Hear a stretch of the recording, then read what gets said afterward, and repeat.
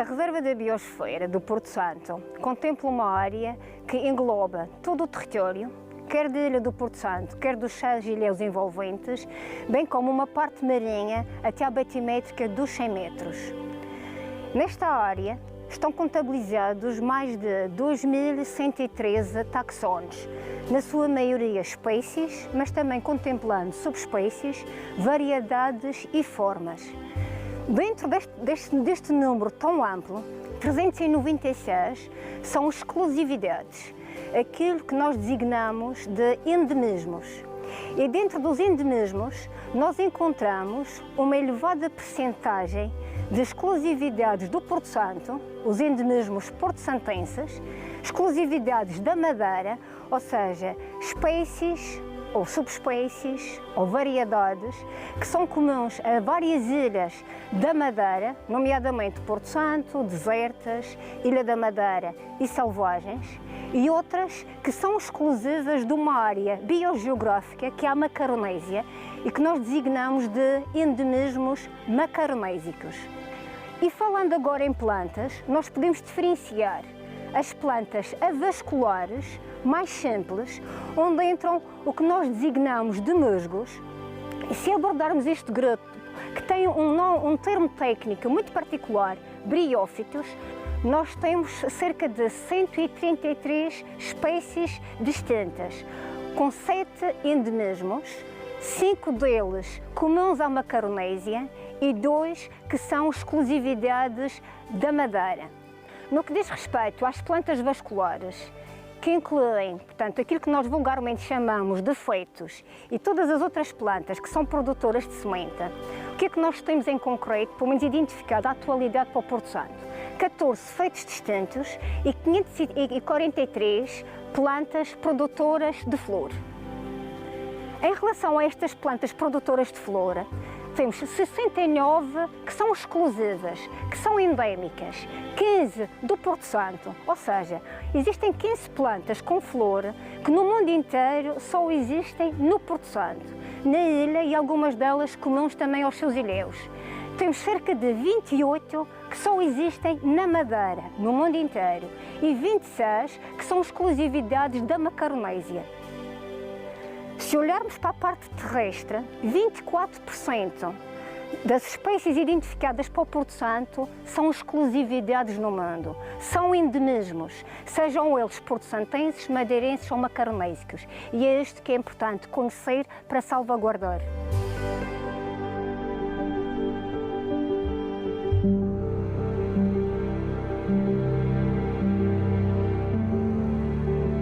O ecossistema do Nar forma, juntamente com a praia, um sistema natural extremamente frágil, mas também muito rico em termos científicos.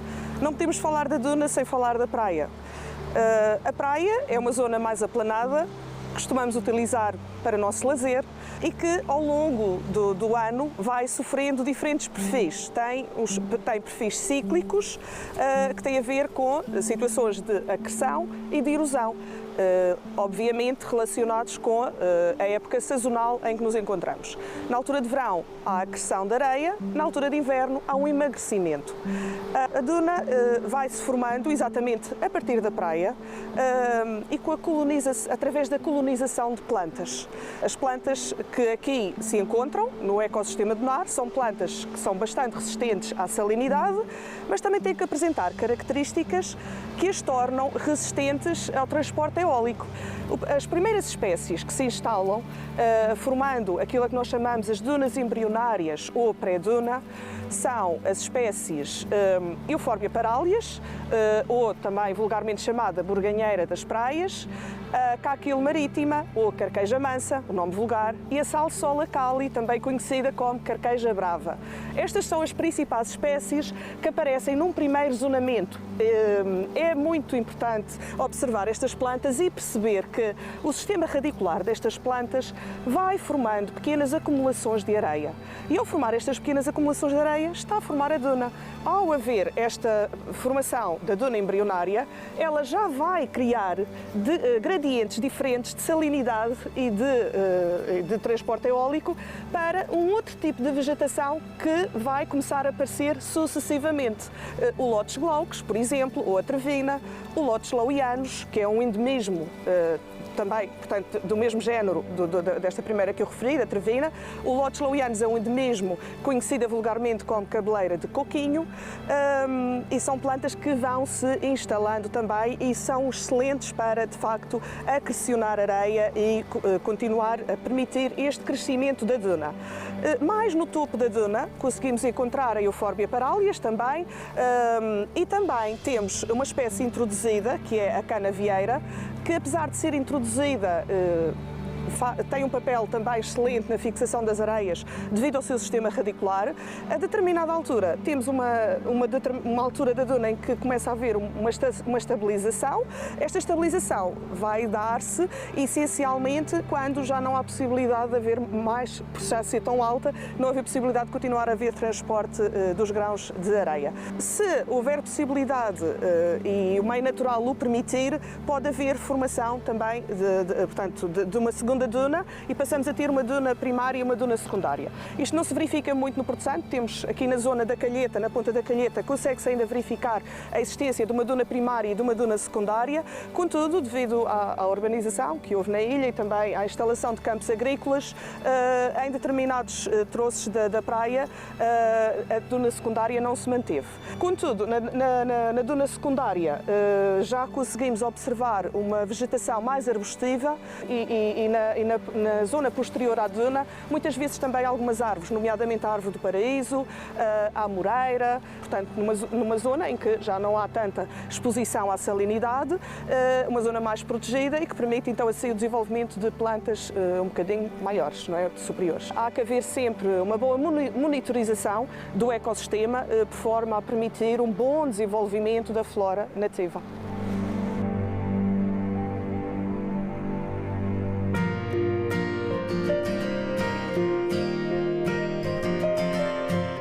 Não há muitos estudos sobre a diversidade biológica marinha aqui no Porto Santo, mas sabemos que já estão catalogadas mais de 450 espécies, portanto, tanto de fauna como de algas, e destas sabemos que 6 são endémicas da Macaronésia, nomeadamente 6 espécies de peixes e 2 de aves marinhas. As aves marinhas são as típicas gaivotas que nós observamos, as gaivotas de patas amarelas que observamos aqui no Porto Santo. Temos a cagarra, temos o pintainho, temos o roque de Castro, os garajaus, e uma espécie que diferencia, portanto, relativamente às espécies que ocorrem na Madeira, que é a rolinha do mar, associada também a este areal magnífico. Temos espécies também de mamíferos marinhos que ocorrem aqui no Porto Santo, que têm importância comunitária, como é o caso do ruacho corvineiro, do golfinho comum, do cachalote. Muito importante porque são espécies prioritárias para a comunidade europeia, são, portanto, a tartaruga comum, a careta, e o lobo marinho, que aparece aqui de quando em quando. Eu penso que toda a gente se lembra do episódio do ano passado, em que tivemos aqui uma foquinha bebê que veio das desertas em busca de alimento e nas suas primeiras deambulações para o mar, acabou aqui no areal do Porto Santo. E foi uma delícia para todos. Não foi a primeira vez que tivemos lobos marinhos aqui no Porto Santo. Desde 2004 até agora temos o registro de pelo menos 8 animais que foram observados no mar. O ano passado foi a primeira vez que observamos um animal em terra. Portanto, as espécies que ocorrem aqui no Porto Santo acabam por ser as espécies que ocorrem também no arquipélago da Madeira. Mas o fator diferenciador aqui no Porto Santo é o habitat. Portanto, temos estas espécies com importância, digamos, comunitária, com importância ecológica, mas que associadas a este habitat que não se encontra em mais nenhum local do arquipélago, torna, portanto, estas espécies ainda mais especiais, o que leva a que haja uma maior, digamos, obrigação e responsabilidade para as preservar. E é por isto também que surge esta reserva da biosfera que irá ajudar nesse sentido. Desta forma, vai criar as condições e a responsabilidade de protegermos um património que é dos portos santenses e ao fim e ao cabo é de todos nós.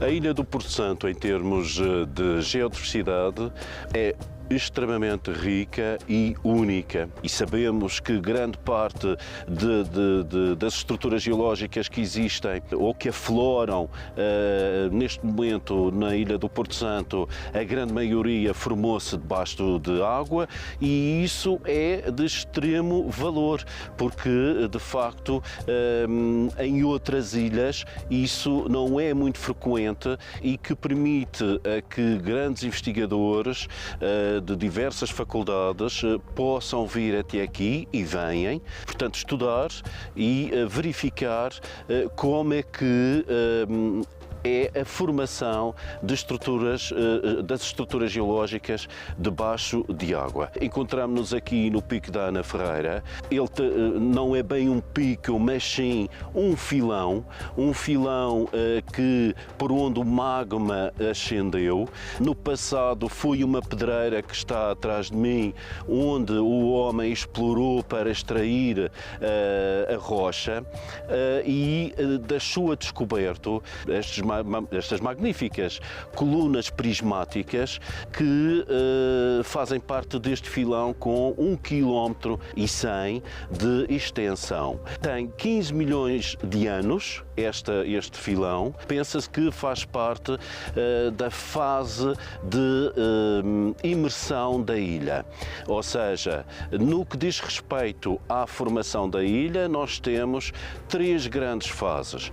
Temos já a formação da proto-ilha, a ilha que se forma debaixo d'água, em forma de escudo, constituída essencialmente por escoadas ácidas e por hialoclastitos. Esses hialoclastitos conseguem-se ver atualmente cá fora, e depois temos a fase de imersão, em que temos em simultâneo vulcanismo que ocorre debaixo d'água e vulcanismo subaéreo, e também não podemos esquecer a parte extremamente importante, que é a intercalação de afloramentos sedimentares. Ou seja, nós temos, durante a formação da ilha, a formação de calcários que são de extrema importância e que estão registados em diversos afloramentos ao longo da ilha. Temos o caso dos calcários que se formaram, portanto, numa altura em que há uma pausa de vulcanismo e permite que se formem recifes de coral que fossilizam, que hoje temos fossilizados e com datas de 14 a 15 milhões de anos. Depois temos sedimentos mais recentes, com apenas 34 a 28 mil anos, que são os eolianitos, a formação das dunas que existem aqui no Porto Santo. Essas dunas, as dunas da Fonte da Areia e outras que nós temos, têm esta data, com fósseis foraminíferos, de moluscos, de pequenas conchas, etc., que fossilizaram e que são típicas de ambientes frios, da época da glaciação de Vurne. O melhor sítio para se verificar que esta ilha é de facto de natureza vulcânica é o geossítio dos Morenos.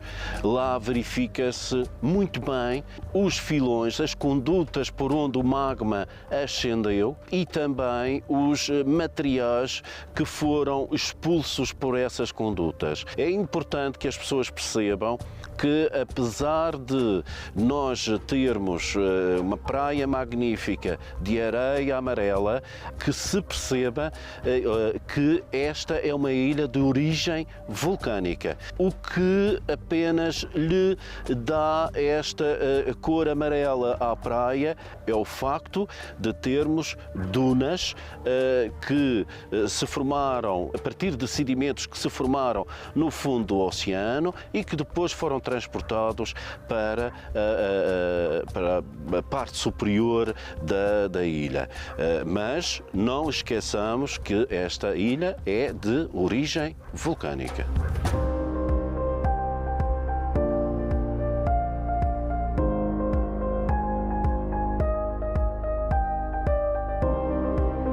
A ilha do Porto Santo, no contexto do arquipélago da Madeira, tem algumas especificidades que a distinguem da Ilha da Madeira, por exemplo. O facto de ser a ilha mais antiga em relação à Madeira e às desertas, o que significa que é já uma ilha mais, com um processo de erosão muito mais acentuado. Também o facto de ter sedimentos calcários, ou seja, areias calcárias, aqui no Porto Santo. Uma outra particularidade reside na existência de uma plataforma rochosa submersa na costa norte do Porto Santo, que é muito mais extensa do que a que existe na Ilha da Madeira e que se estende até cerca dos 100 metros de profundidade e que corresponde à antiga ilha emersa, à antiga grande ilha do Porto Santo, que existia há milhões de anos atrás. As especificidades que a Ilha do Porto Santo possui promove a ocorrência de espécies e habitats marinhos que também têm as suas particularidades. A título de exemplo, a ocorrência de algas calcárias, de habitats de algas calcárias que ocorrem a partir de mais ou menos dos 20 metros até aos 50 ou mais metros de profundidade. Estas algas calcárias, como o próprio nome indica, têm um esqueleto formado por calcário. Significa que quando elas morrem, elas depositam esse calcário no fundo, no sedimento, e enriquecem o fundo com areia biogénica. Estas algas, além de terem uma extrema importância, como qualquer outra alga, na produção primária e relevância no ciclo de carbono, têm também uma importância na estruturação do sedimento. Fazendo uma equiparação com o meio terrestre, são como a função que as plantas têm nas dunas a fixar o sedimento. Associadas a este habitat existe uma enorme biodiversidade de muitos outros organismos, muitas espécies de camarões, de caranguejos, minhocas, de outras algas que vivem sobre elas e fornecem também alimento e refúgio a muitos juvenis de peixes, ou seja, funcionam como que um berçário.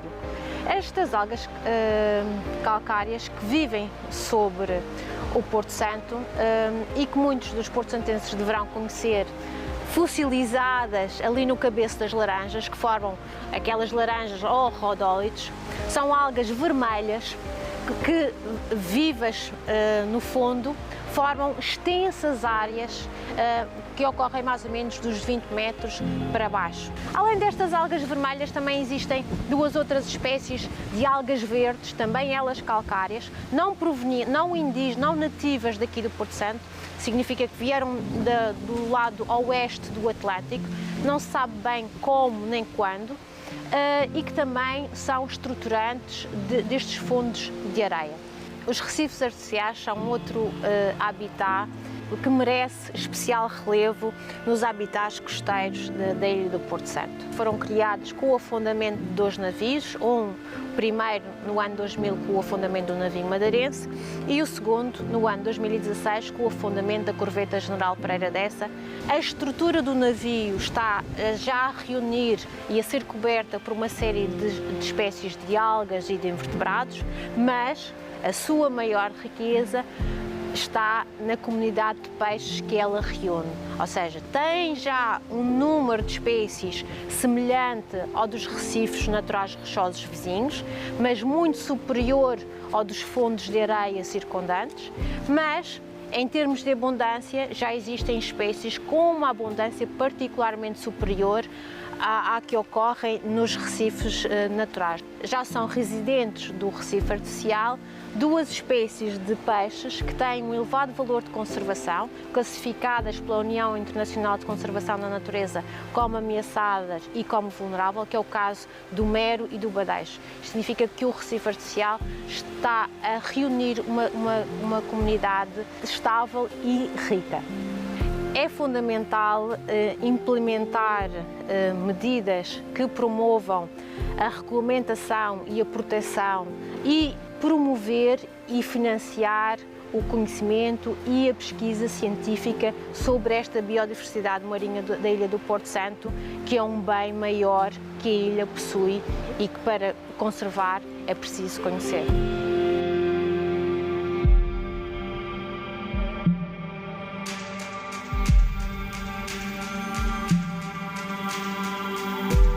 Porto Santo encerra 891 espécies de invertebrados, que é o grupo com maior relevância a nível da biodiversidade terrestre neste conjunto de ilhas, com destaque para os moluscos terrestres.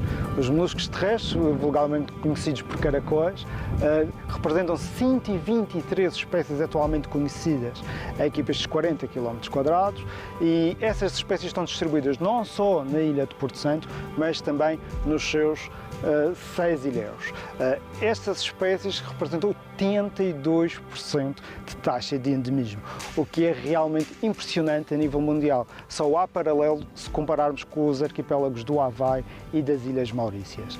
Estas espécies apresentam uma morfologia distinta, ou seja, podemos aqui em Porto Santo ver as diferentes fases evolutivas dos moluscos terrestres, a dita lesma, que é uma espécie que não tem concha externa, que tem um corpo nu, e temos aqui 13 espécies, todas elas introduzidas após a colonização humana. As semilesmas, que já é um grupo de animais de gastrópodes que já apresentam uma concha externa, mas cujo animal não se consegue refugiar dentro da própria concha. Temos 4 espécies aqui, todas elas endémicas, e os vulgarmente conhecidos por caracóis, que são aqueles animais com aquela concha externa calcária, representam 116 espécies. Ora, eles têm várias formas muito diferentes.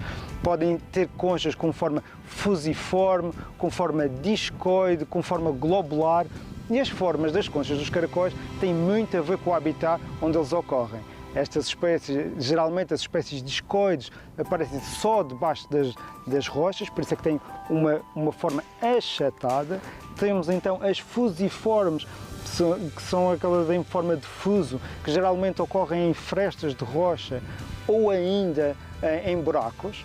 E temos espécies que são mais ou menos cosmopolitas e que não têm habitat diferenciado. Uma dessas, que geralmente todas as pessoas aqui em Porto Santo reconhecem, é a tabaia pisana. A tabaia pisana é uma espécie que é introduzida, é uma espécie de origem do Mediterrâneo, é uma espécie introduzida após a colonização humana da ilha, e ela geralmente é encontrada nas zonas forma uma espécie de cachos nos caules das plantas. A história evolutiva dos caracóis de Porto Santo pode ser vista e estudada nos depósitos fósseis que cá existem. Os cerca de 8 áreas do Quaternário, com cerca de 300 mil anos, encerram realmente toda a informação que para nós é necessária para perceber a história evolutiva destes animais. Conseguimos perceber, através da análise destes dados, que espécies que tinham uma distribuição bastante mais lata, bastante mais larga, que ocorriam em toda a ilha de Porto Santo, bem como alguns dos ilhéus, estão hoje em dia circunscritas a áreas muito pequenas. Estão refugiadas a pequenas populações e a áreas muito circunscritas. São as chamadas espécies hiperendémicas. Entre elas podemos destacar a Diomela supplicata, que é uma espécie que hoje em dia só conseguimos encontrar ali no Ilhéu de Baixo, mas que ela existia não só nesse ilhéu, mas também no Ilhéu de Ferro, no Ilhéu de Cima e no Ilhéu das Tenouras, bem como em toda a ilha de Porto Santo. Percebemos também qual foi o papel e qual foi o impacto da colonização humana na ilha. Por exemplo, sabemos que 9 das 13 extinções que ocorreram ou que estão registadas nesses depósitos, conseguimos extrair essa informação, ocorreram após a colonização humana. Uma espécie que era a maior que existia em Porto Santo, que é a Pseudocampylea loi, foi extinta no século passado. O último registro foi feito no século passado no Ilhéu de Sina, na década de 20. Era uma espécie realmente grande, se tivermos em conta o tamanho geral normal dos moluscos terrestres, que podem ir entre os 2 milímetros até geralmente os 25 milímetros, mas esta era uma espécie muito maior do que isso. Esta espécie foi utilizada como alimento pelos morgãos e que levou à sua extinção. A Reserva da Biosfera quer encontrar algo singular e algo único das ilhas e dos locais. A fauna de caracóis de Porto Santo é um desses aspectos e importa conservá-los no futuro.